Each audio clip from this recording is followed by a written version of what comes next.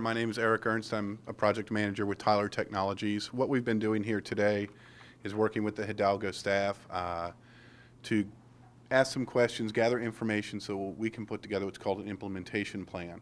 And that's going to be our roadmap for when they do the Odyssey go live that we're going to follow to go forward. But everybody's a little bit different, so we want to make sure that we cover all the bases and all of the way that Hidalgo does business and all their little charming differences so that we make sure that we can get those into the Odyssey product. Is there something that your product does that the other one didn't do, and how will it make life at the courts easier for our employees? Well, I think the biggest change that people are going to see is the interface itself. It's on an Internet Explorer shell, and it's something that people are really familiar with how to use on a daily basis. So there tends to be a greater comfort level with it. From the user side, it doesn't require a lot of expertise or knowledge in its use. It's going to be easier from the user side as well because all the codes and things associated with it are going to be managed through the IT department and not have to be managed by the user.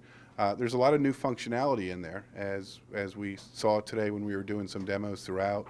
There's a lot of excitement with the coordinators, which is who we spoke with today, the courts and the coordinators, about some of the new capabilities and functions I have. What are some of those new capabilities? Well, since we primarily went through with the coordinators today, we were primarily looking at the calendaring functions, how they can do mass scheduling, mass notices, how they have more flexibility with their forms.